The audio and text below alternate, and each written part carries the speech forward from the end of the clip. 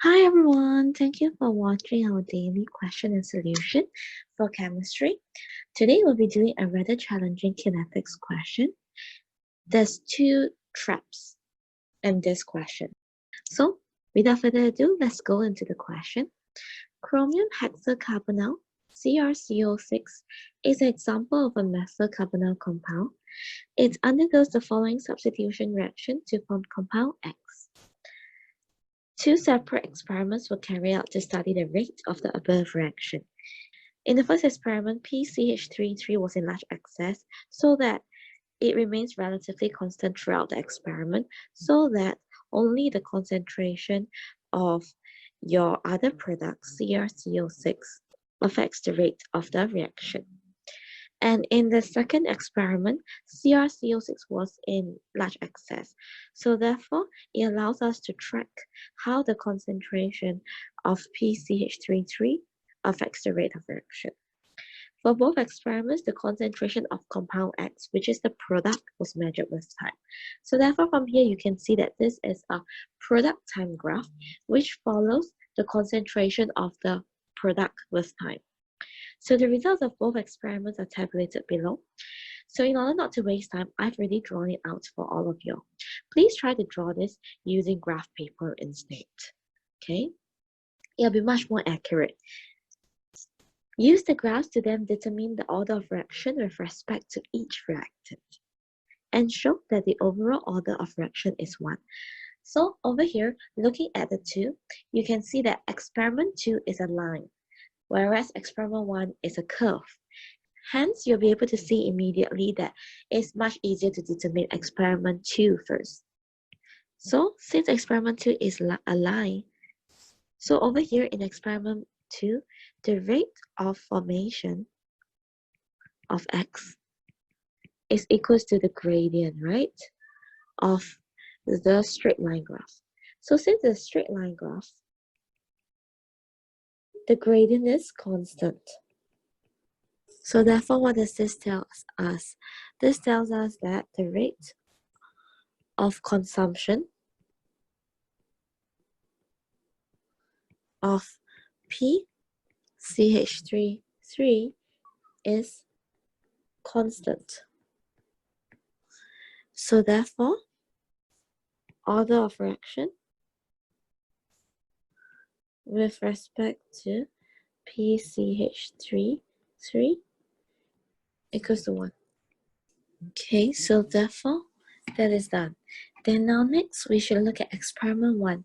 Since experiment 1 is a curve, we know that it's either first or second order because only first and second order are curves.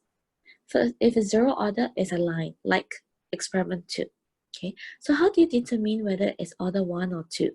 You check whether there's constant half-life. So this is known as the half-life method. So let's take a look. Over here, seems like the total amount of product is 0. Well, it ends at about 0.006. So let's check whether there's constant half-life. This is a bit more difficult than usual because it's a product time graph. Hence, you have to go and do this table first. So at the beginning, the concentration of the reactor is 0.01 and the product is 0. After the first half-life, the concentration of the reactor will be half of its initial value, therefore 0.005. And the product will also be 0.005 because when you add up the concentration of reactant and product, it should always give you 0.01, which is the initial amount of reactant. So that will be 0.05. So let us do this. So this will be 0.005, and so let us draw the line.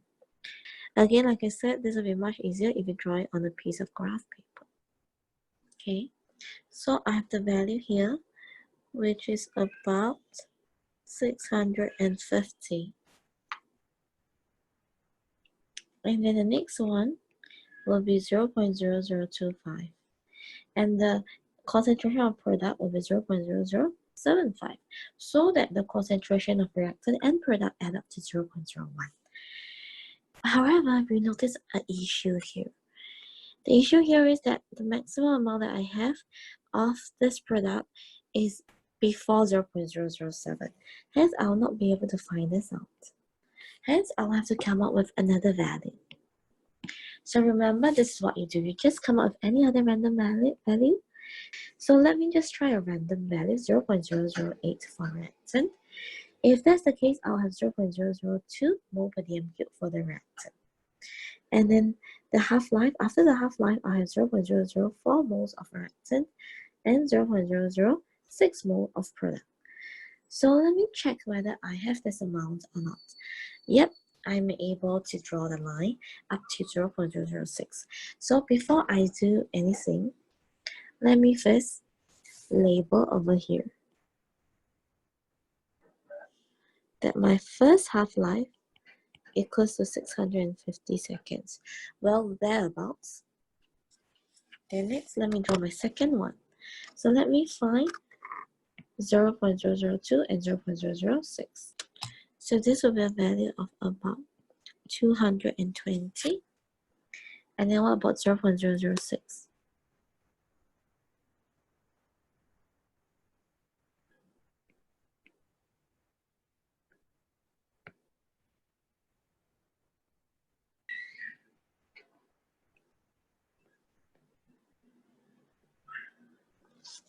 So this will give me a value of about 850.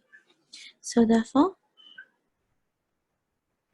my second half-life will be between these two values, and it will be equals to 850 minus 220, which is roughly 630 seconds.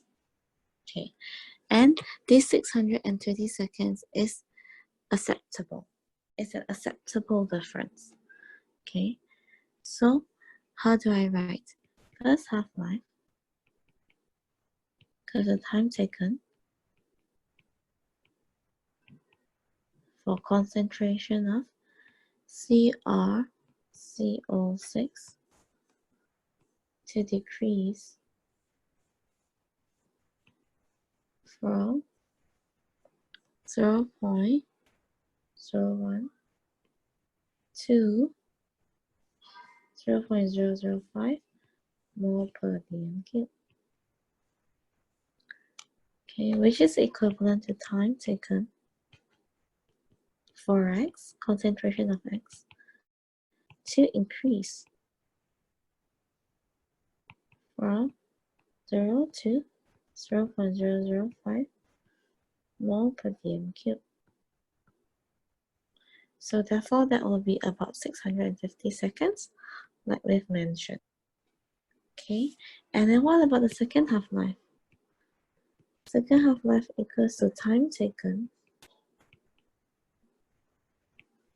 for concentration of CrCO6 to decrease from 0.008 to 0.004 mole per dm cube, which is equals to time taken for concentration of X to increase from 0.002 to 0.006 mole per dm cube,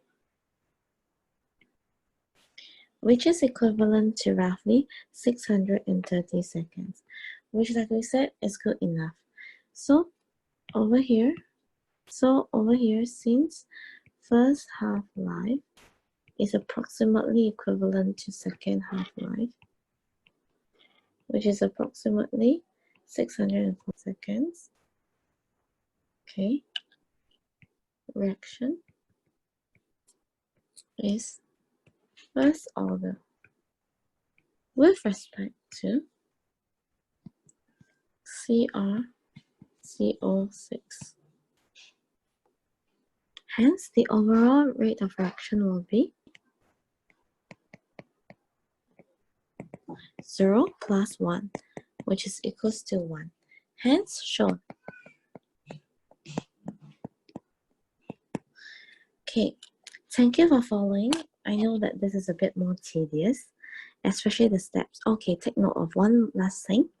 Over here, all these construction lines on your graph should be exactly as it is. Okay, please take note of that.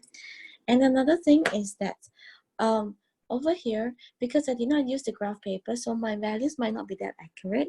Take note that 700 seconds for the half-life is also correct. Okay, just make sure that you get the correct value based on your graph that you have drawn.